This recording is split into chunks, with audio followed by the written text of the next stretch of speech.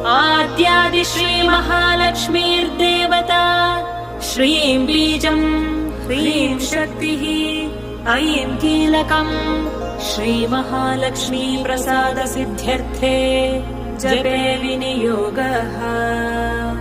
अथ ध्यानम्।